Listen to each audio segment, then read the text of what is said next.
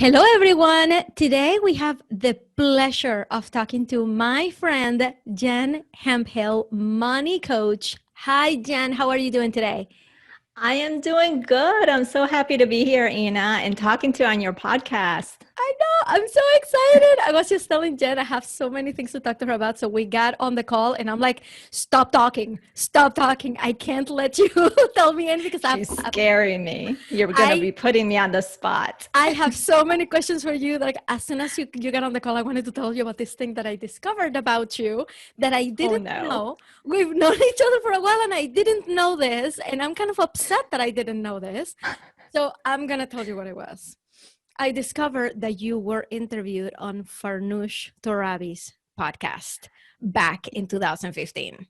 Yes. And do you know that was my first podcast interview? I was sweating bullets. Oh my God. That was my very first podcast interview before I even launched the podcast. I couldn't believe it. I'm here looking you up, by the way. And imagine like Googling a friend of yours and then you discover that like they had dinner with the president of the United States or whatever. And you're like, what?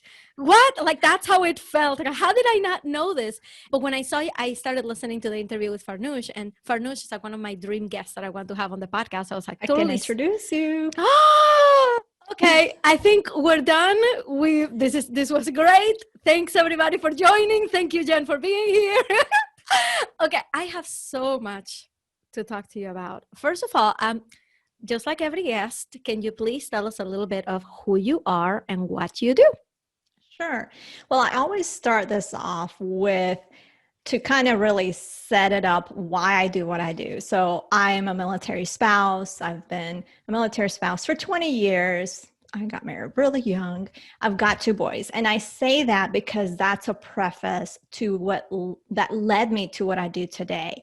When I got married to my husband, I knew a couple things right off. Well, I didn't know much about the military lifestyle because that was brand new to me, but I knew 2 things. One, I wanted to have a career. That was right off.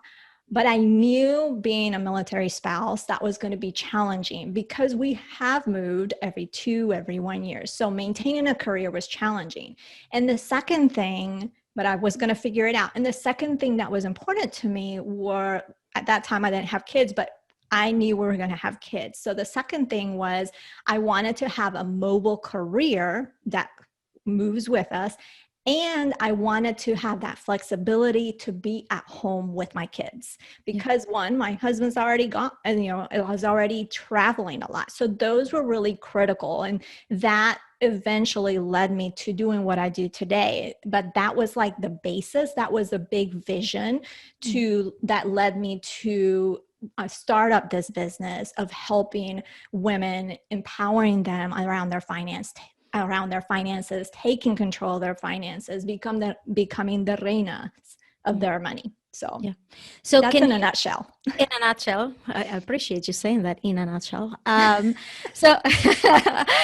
No pun intended. No pun intended.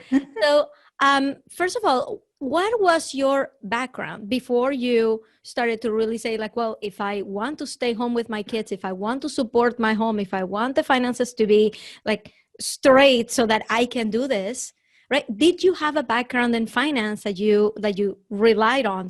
Where did that interest come from? Tell me about your background. Where did that come from? So it was not finances. I was actually going to go into physical therapy. My bachelor's, yes.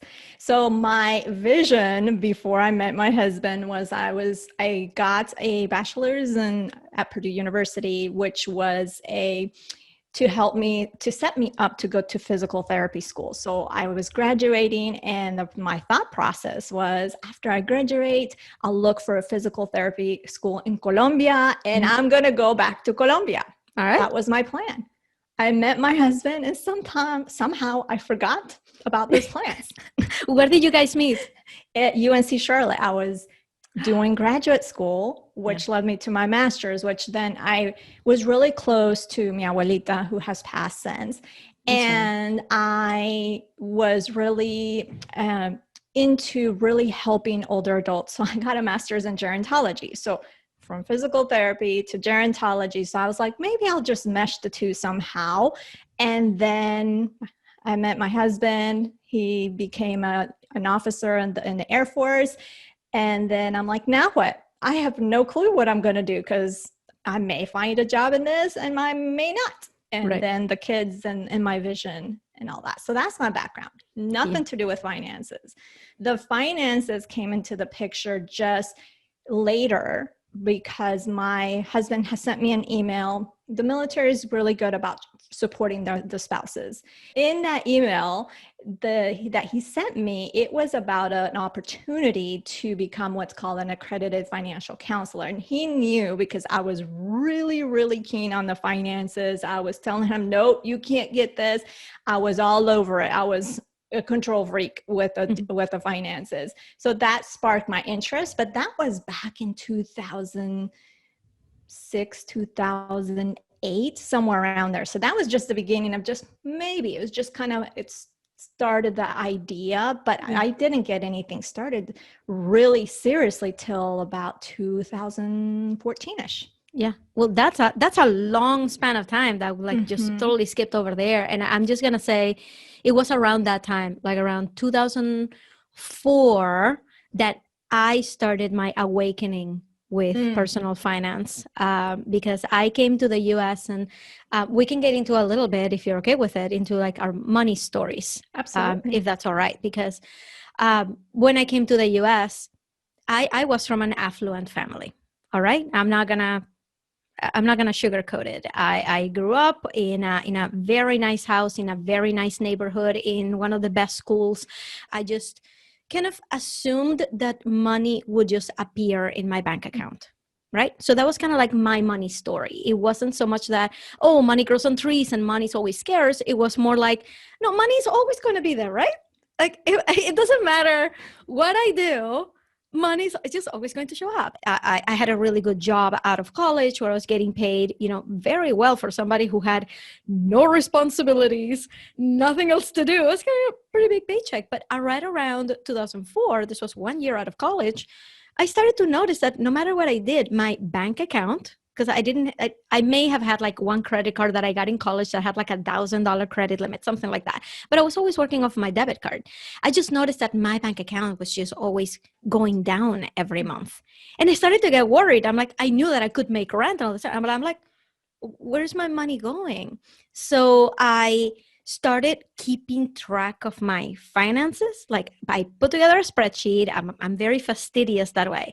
Put together a spreadsheet, and I started really like cutting back on my expenses. And we would go out, everybody at work, we would go out to lunch to this Mexican restaurant in Plainville, Connecticut. And I would always get just the soup, which was $2.50. And I would just have the chips from the table and the $2.50 soup.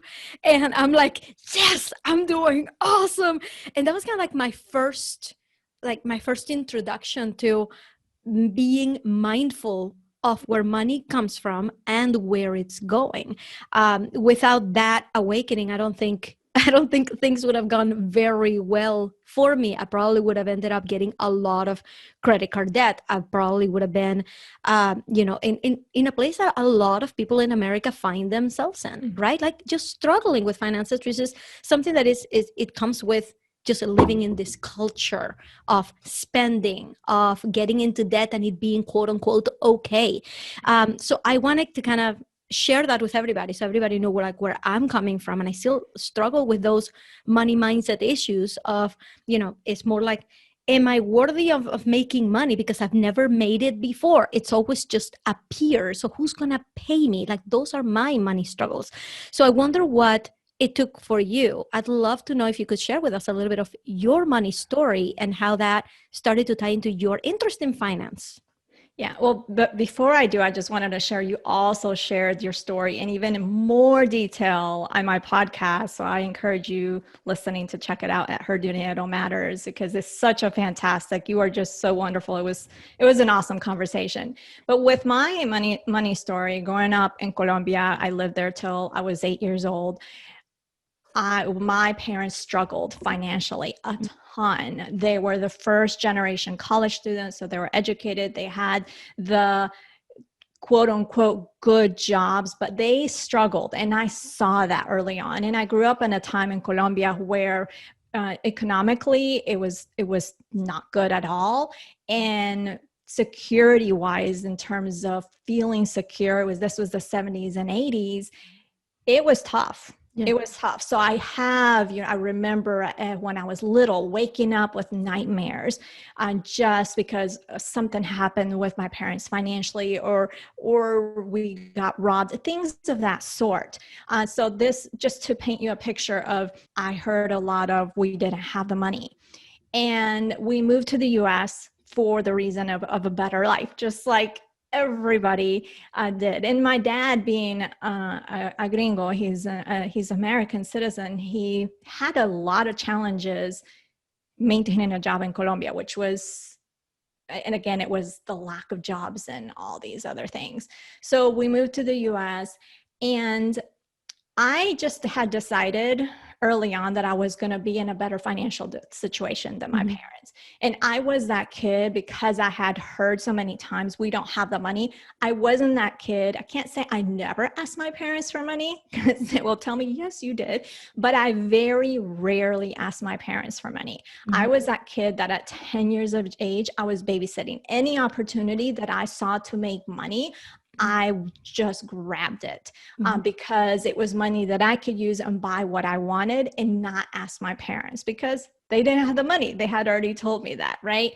Then moved into adulthood, I really dived into reading personal finance books, and I felt pretty savvy. I had bought my first car and eventually paid it off. I married my husband, and we had the discussions about money, about saving and investing. And when the kids were born, about making sure that we had money saved for them for their college and all that. So we had all those discussions. But the critical part, the turning point, was 2010. So that was 10 years into a marriage. We had PCS, we had moved, my husband was deployed, and I took up, because we had just moved, our finance had changed. I started looking at the money, and I noticed a few things. We were still in debt. This is 10 years later. We had been borrowing from the TSP, or the 401k, and our emergency funds that we always worked hard to build, we continued to deplete them. Yeah. So I felt a lot of shame. I felt a lot of guilt, because at that time, people, family members and friends saw me as savvy with money, and they asked me for financial guidance. I had started the program at that time to become an accredited financial counselor. So here I was, this person that was looked upon to be good with money and smart with money, but yet I didn't have it together. Now, mind you, it wasn't like everything was bad. It's just, we were still in debt. Those things that I felt, we didn't really move the needle. So that opened my eyes to asking myself, okay, if I have read these personal finance books, and I'm applying what they're telling me, what am I missing? And sometimes when you start asking these questions, the answers come. It's just kind of weird how that works. And somehow the book didn't appear on my doorstep, but the book by T. Harv Eker, The Secrets of the Millionaire Mind, somehow, I don't know if it was recommended, I don't know how I came across it. And I started reading it. I kind of didn't want to read it because it had the word millionaire. And so that was like clue number one. The word millionaire just gave me, like, I just wanted to run away. It didn't. Tell me why. What was it about that word? I think it goes back to my mom's money story of when my mom was growing up. Her dad passed away at an early age, and her dad was wealthy. So when she was born into money, everything was good. And when he passed away, some not so great things happened, and mi abuelita was left viuda and with 3 kids to raise and no money. So I think that, and then so her not seeing becoming rich a good thing is also, I think, also really influenced me as well. But I read the book, and it just opened up my mind, and I realized then that's what I was missing. I was taking I was really recycling, if you will, that past money story, or my past money story of there was never enough money, we can't afford it, we don't have the money. And I was continuing to have those thoughts in my mind. Yeah. And that was a big part of the problem. I'm going to tell you, one of the books that opened my mind in terms of personal finance was The Millionaire Next Door. And I don't know if you know about that one. Yep. It's a good one. I mean, yeah. Which is all about, this. This was a very long time ago. It was actually the audiobook that I listened to around that time. This is like 15 years ago. So please pardon me if I don't remember everything. But the concept was, if you're savvy with your personal finances, you can be investing into retirement. It kind of got you to think about investing rather than spending. And that was another eye opener. But for me, the word millionaire, for some reason, like it's always been like, yeah, of course I'm going to be a millionaire. Like it's just, to me, it's like, no, it's like, that's my path. That's where I'm going. But, my husband and I, we have very different money stories, very different backgrounds. And to him, $1 million is something that you make when you play the lottery. Right. So when I say like, well, honey, don't worry, I'm working on it, we're going to make our millions. And he's like, yeah, but I haven't bought a lottery ticket this week. Right. Like that's what he thinks $1 million comes from. It doesn't come from anywhere else. It has to be from a lottery ticket. It has to be luck. It can't be something we work towards. So I wanted to ask you, because I also noticed in all of this research that I'm doing about you, I'm finding out about you now, you actually wrote a book called Her Dinero Matters. And I wanted you to tell me a little bit of, in your story, where did that book come in? Where did the idea for the book come in? Tell me more about writing that book. The way that I wrote the book is through my experience and how personal finance, the typical themes or the messages that we hear are save more, spend less, and get out of debt. That's what it boils down to, right? When we're taught financial education, but what they don't talk about is the emotional piece of money, our money stories. That together, it doesn't come into play, among other things. And so I wrote that book for that reason, to make sure to really highlight why our money stories are so important, because we focus on what I consider the 10% of our money headquarters, which is paying the bills, doing the budget, putting some money in savings, paying off debt. And in my opinion, that is only 10% of the scope of your money headquarters, where our money stories, the emotional side of spending, that is a bigger portion. It's kind of, I equate it to the foundation of a home. If you buy a home with a not so sturdy foundation, you're always going to have issues. Is it livable? Absolutely, but you're always going to have issues. So that foundation of your home are your money stories, is that past money story. And I think it's very important for people to be aware of that so they can move forward, because that, in my experience, kept me stuck for a long time. Once I was really aware of my money stories and I was able to shift them and create a new story and work on that. Granted, it wasn't overnight. I still work on it because, it's an everlasting thing that you do. That's when things started to happen and really shift. And so instead of taking 10 more years to pay off the debt, we were able to pay it off, the remaining debt, in 3, right? Wow. So it's just a matter of shift and perspective, that once you do that, you're not only thinking more positively, but you're thinking more clearly. And from thinking more clearly, you're able to make better decisions with your money and see things in a different way, so you can do things more effectively. Can I just say that you just touched on something that, when you describe yourself, I was very smart and very resourceful, and you still are. Like, back then, like when all this was happening and you felt like you were in debt and things were not getting better, but you're so savvy and you're so smart and you're so resourceful than what is happening. I want to kind of draw a parallel between that feeling that you were having about your finances and everybody who's listening to us who's starting their own businesses. And it's the same struggle. If I'm so smart and resourceful, why haven't I made it yet? Why am I still not getting recurring clients and recurring income? And you just landed on the key that unlocks it all, which is the mindset. So you and me, both from, like corporate worlds where we're like, yeah, well, we need to know the strategy and we need to know how to do this and we need to know the ABC and we need to know the 1, 2, 3, right? We just need to get the right strategy.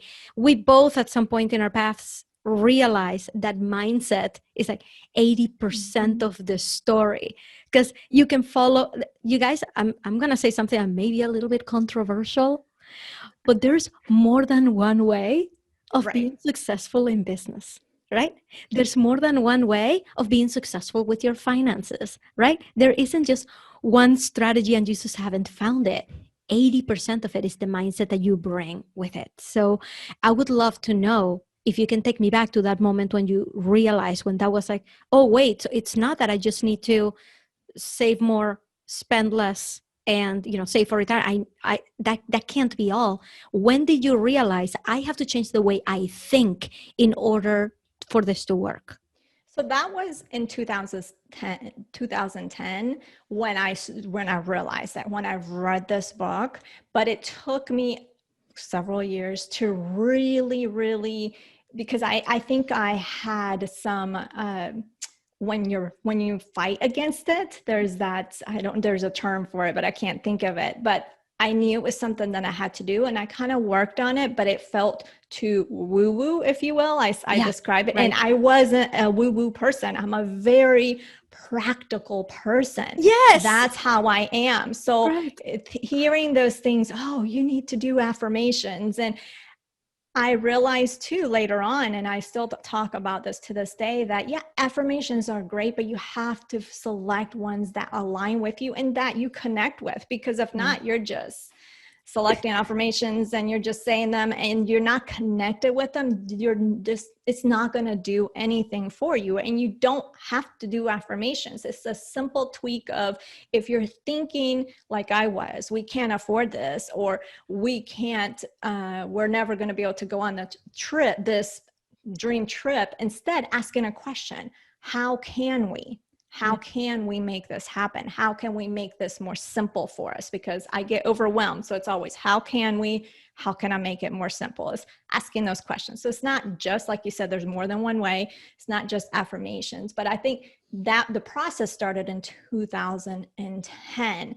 And really from 2010, I started kind of meddling around and trying to figure this out. But we had moves. So we had significant things in our life happen, which kind of, with a move, it's always a process of adapting and unpacking and getting the kids settled. So that took up a lot of space, right? And it took up a lot of time. And so it took me several years, but that was like the pivotal moment, is that 2010, when I realized and discovered I really have the skills, but I'm lacking the mindset piece. Okay, so I want to start talking about the online coaching world, okay? Because you and me were cut from the same cloth. We came from environments that were, we grew up in a place where we didn't have a cell phone when we were teenagers, right? We grew up with no internet. When I started my business, even though I was making websites, which is technically an online business, I didn't really have an online business. I just had word of mouth, and I would make a product, I would make a website and deliver it, and that's it. I was in that business for years before I realized that there was an actual online world of coaches, of service providers, of freelancers. And I would love to know, what was your first discovery? I mean, what came first? You deciding to be a financial advisor for people that you knew and referrals, or the online world? It was the financial counseling. I was just thinking, well, I have Skype, right? Because that was how we communicated with our family in Colombia. Like, that's how I can do it, right? That's how it can become mobile. It wasn't really clear in my mind, my business model was like the one-to-one coaching. And I realized later on that I needed to do more than that. And then once I started looking, because I got some mentorship, and they were telling me, you need a business plan and you need to get an LLC, which in hindsight, I probably didn't need an LLC right away when I didn't know what in the world I was doing, but it is what it is. And that later I discovered the online world of online marketing. And I was that's, I got into learning mode instead of action mode. I was probably in learning mode for a couple of years where I took courses after courses. I actually was in this, not online course, but some coaching, like group coaching, where granted, she's a great person. And, you know, some coaches, you get what you get some good things from them, but it may not be what you needed at the time, but you just kind of take it with a grain of salt. And this online coach, online coach was saying you need to build a course and sell it with webinars, right? So I'm coachable. Okay. Built a course, get some Facebook ads going. This is the very beginning of the business. Facebook, you know, do Facebook ads, but in my opinion, like starting off, I don't think that's what you should be focusing on. I it agree. Takes a lot of work and time and money, right? Yeah. And so I created this course. I think, what did I call it? Money Magnet Women. It doesn't exist, so you won't find it. Okay. Money Magnet Women. That's what it was called. And I had a webinar, probably had, I don't know, with the Facebook ads, maybe 60, 80 people registered. That's very impressive. I had 3 people show up to my first webinar. Well, no, this is registered. I haven't said showed up. I think probably I had maybe 10 show up. I don't know. No one bought. Yeah.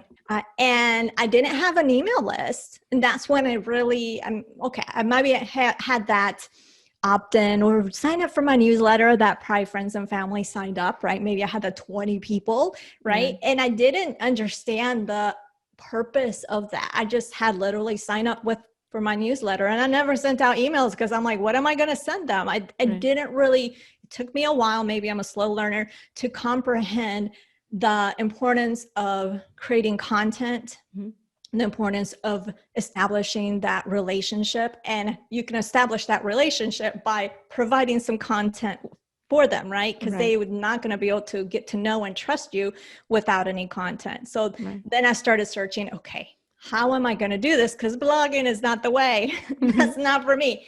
And that's when I landed into podcasting. And when I started my podcast, that's when things just took off. I shouldn't say took off because I fell a lot of times. Yeah.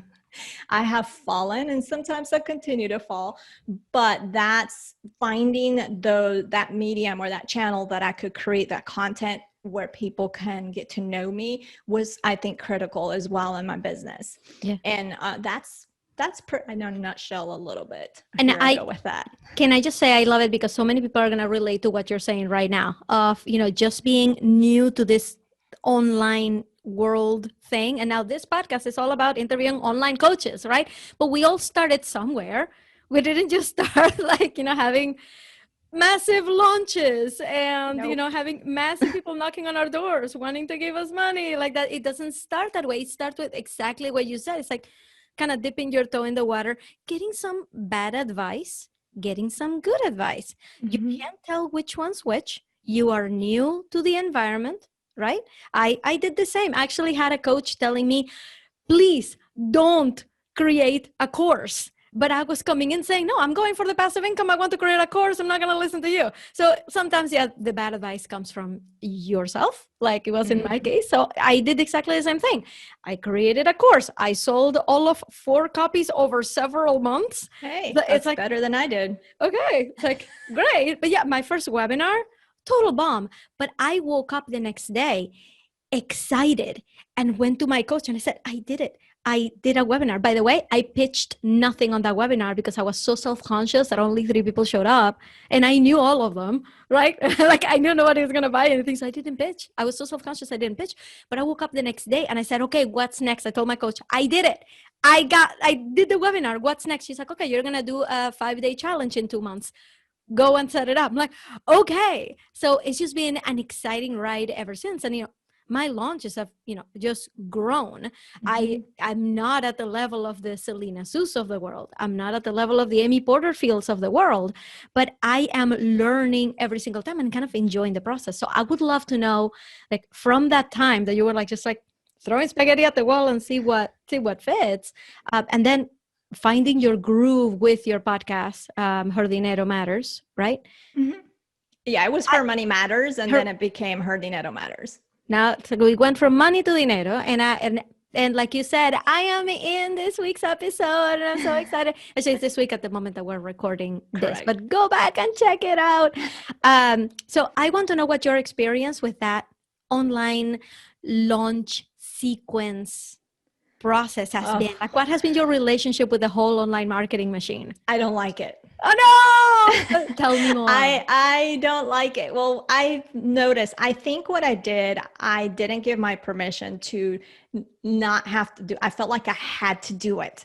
And so I did the free challenges, and I did the email sequences, and I did more webinars. I don't do webinars anymore. I decided I already have my podcast. That's free content. So I've really learned to be flexible, and just because this is a way to do it, like you said, there's other ways. And I've learned what I like and what I don't like, what I enjoy and what I don't enjoy. Do I enjoy coaching one-on-one and group coaching? Absolutely. Do I want to make it a big percentage of my business? No. It's like a ton of work in terms of when people are available are in the evenings, and that's my family time as well. So I've learned over the years, and I have done those. I have some that went well, some that didn't. But I think the key thing here is that I wasn't listening to my gut. So when people say you need to do it this way, these emails needs to say this, and it just didn't feel good. I did it anyway in terms of their way, and it didn't work. Yeah. Right. So I think it's really key to listen to yourself, and just because it's not by the book, the way you're being taught, I think you know you best, and you know your business best, because what online coaches are doing, they're teaching from their experience, and what may work from them may not work for you. They may not be in that same niche that you're in. I'm in the world of personal finance.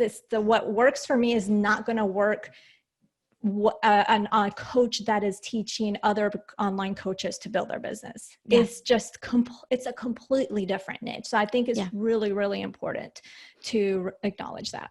I am so glad that you said that, because like that's a controversial statement that I feel like I said before, is that there's more than one way to have a successful business online. And I love it that you said to listen to your gut, because I have fallen in the trap too. I have signed up for programs that I didn't need. I've signed up to work with people that I didn't need their help. I've signed up for so many things that in the end, I'm like, okay, you got to figure out what you can get out of this experience, because you're not getting what you thought you were getting out of it. And to tell you the truth, what I love doing, I'm going to tell you, I love launching.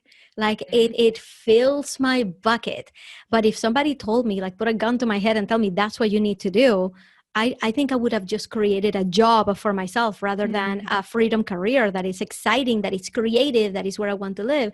So I love it that we have different business models. We have different places where our audience comes from. And that's what everybody that is listening to this needs to take away from this, is that you need to know where your audience is, what they need, how they consume content, who else are they listening to, and see where you fit in that ecosystem, because it's not going to be the same for everybody and every discipline. So, and do what you love to do. Like you got to enjoy the ride. The ride itself has to be the goal, not really the destination. So I'm so glad that you said that. Yeah. And I think one thing to add too is to know, especially when you see all these online courses and offers and you're like, oh, I need this. And that would be so good. What do you need right now? What's going to move the needle right now? And that, because I was guilty like you, I bought everything. I don't even want to add up how much I've spent. I do not want to know. I'm the money person. I will not. Me, you don't want to know. I don't want to know. I have added it up, and I don't want to know the number. Yeah, I don't. Yeah.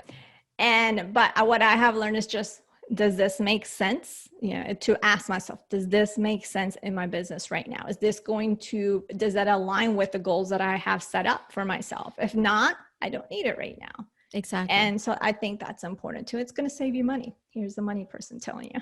Exactly. So I actually wanted to know, because everybody should know that you and I met because we have a common friend, Mm-hmm. Pablo Gonzalez, and I'm just gonna, just for the heck of it, I'm just gonna tag him here because he's just awesome, and he put the two of us together, and then Yes. shortly after.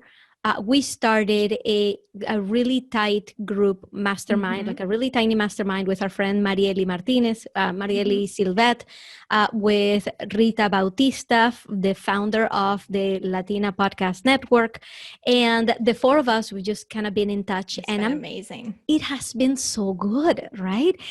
Just to have that support from other people who are going for it, Mm-hmm. people who are like me, who are just not stopping themselves, and we talk to each other about the things that we're going through. We tell each other our wins. I keep going like this with my finger if people are watching the YouTube video, because it's a Voxer. We have a little Voxer group, so we're always sending each other messages.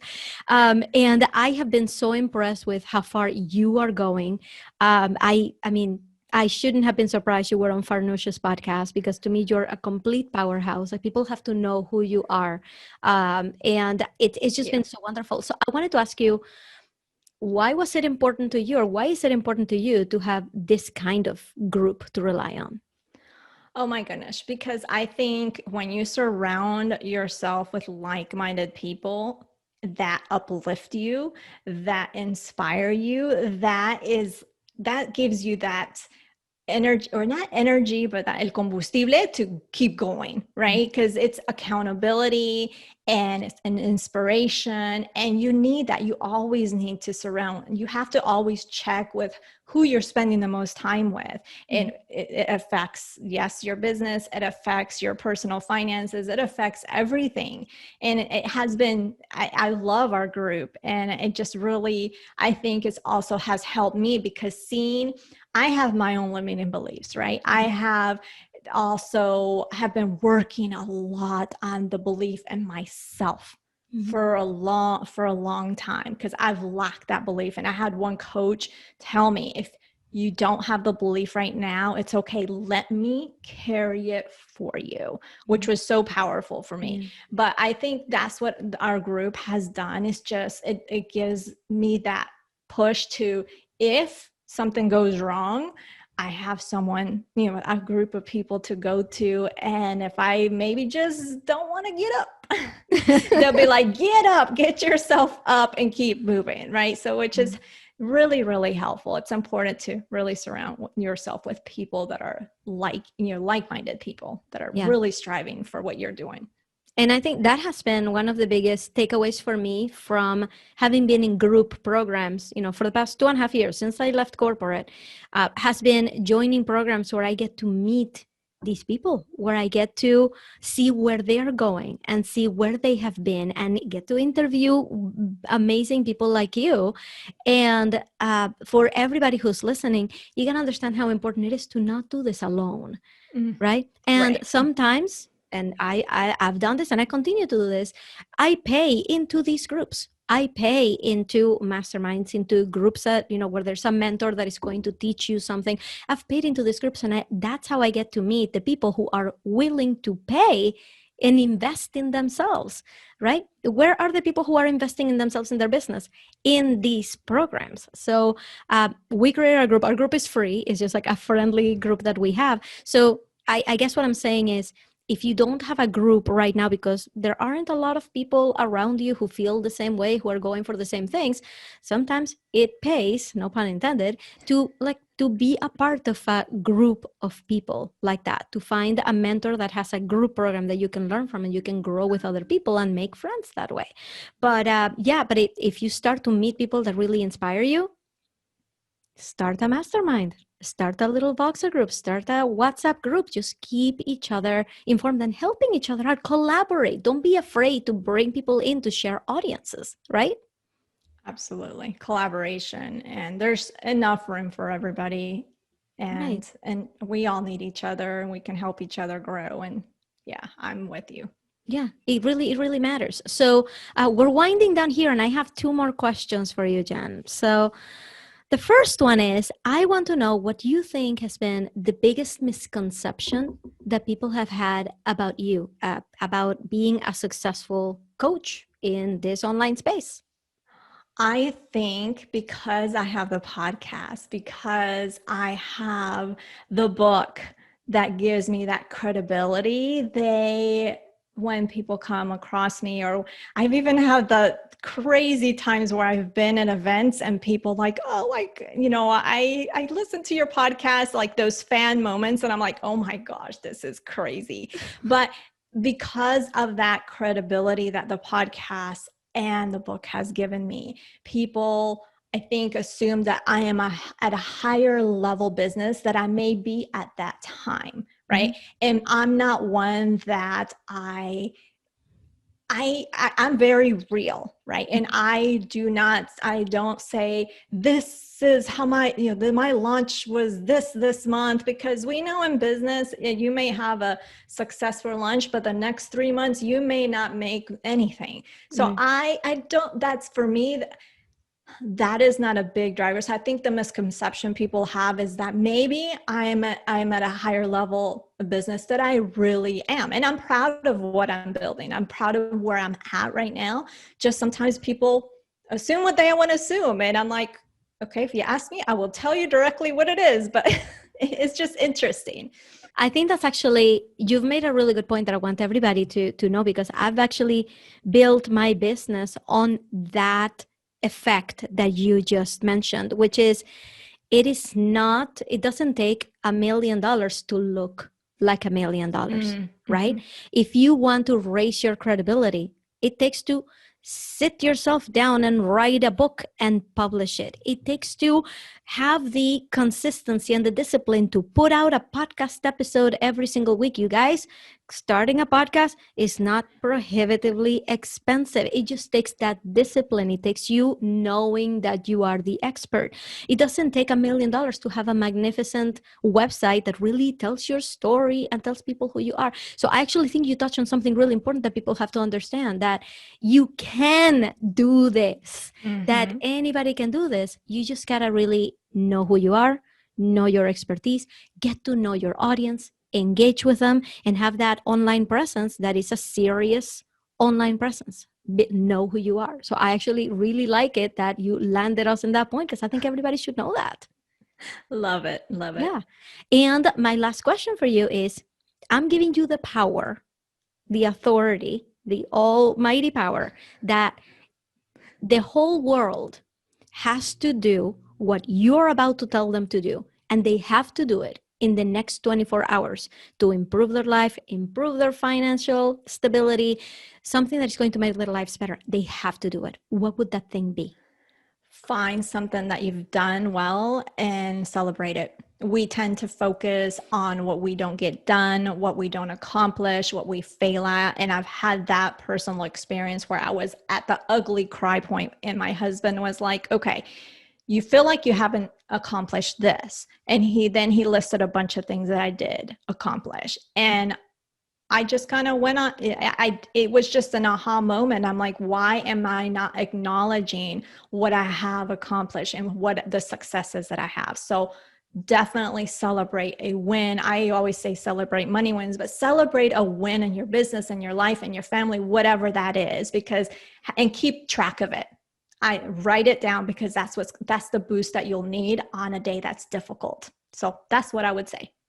I love that so much. You just when you said that, your husband is the one who reminded you, I'm like, my husband doesn't want to have anything to do with my business. But one day I was talking to him, and I was telling him, I looked at him with really like loving eyes. I just stared at him like, thank you for allowing me to do what I love, right? Mm-hmm. Any other person would have told me, go back to work, right? Like, and I told him, like, thank you. Like, I really thank him a lot for allowing me to be this free.